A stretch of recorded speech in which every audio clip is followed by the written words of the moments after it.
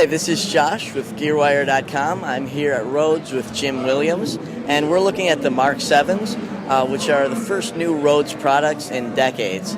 And Jim helped design these, so let's go to Jim and see what he has to say about them. Hi. Well, basically, we've reissued the Rhodes based on a platform of the old Mark 5, and we have the original design team all aboard with the company. And what we've basically done, we've revised and revamped a few of the insides, but the design is basically exactly the same as far as hammer action, hammer material, hammer weight.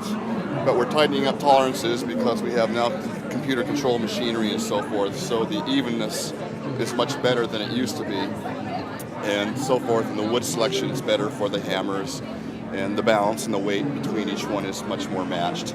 The coils are basically the same coil assemblies. In fact, we bought the equipment from Turbojet, the original manufacturer, so we have all the equipment to manufacture the original coils, original counters, original winders.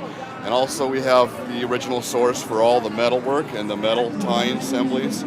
So everything's being done the way it was with the same team of people who did it before, so you can be assured that this is an authentic Rhodes product and not a knockoff or a third-party copy. We've changed some things on the inside as far as to relieve some weight issues.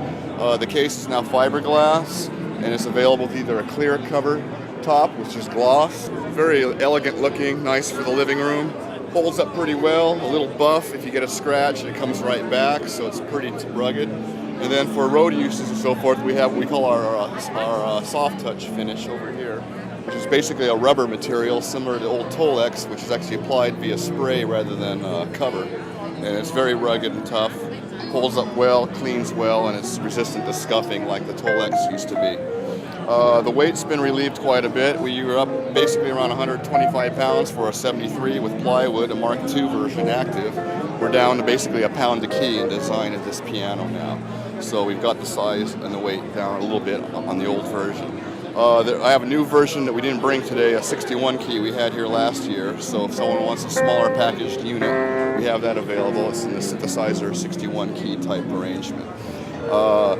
Pianos come in 3 versions. We have a passive one, traditional, with just a volume, bass cut, and a 1/4-inch output jack, just like your original stage pianos used to be made, using original CTS pots, original orange drop capacitors. And then we also have our new active circuitry here that I designed, using a 3-band instead of 2-band EQ, and the mid-range is sweepable from 100 Hertz to 8,000. So now you have a full range of equalization and tone changing varieties on the instrument we didn't have before. You can sculpt different kind of tones and harmonics through the range.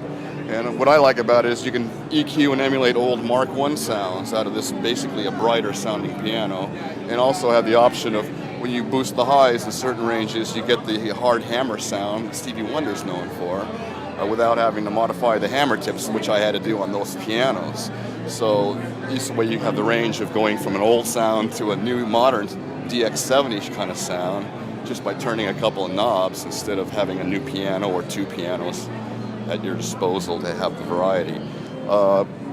The action's a bit faster than it used to be because the pivot points have been adjusted. We're using lighter weight woods on the hammers, but it's a strong, even grain, and they're selected and matched for weight, so we don't have issues between weight between piano keys.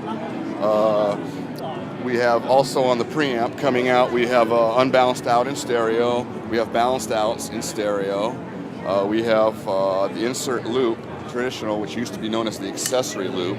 That's so you can basically insert a, like a phase 90 like they used to use, or any kind of box like that, into the loop before the preamplifier, and use pedal boxes and so forth.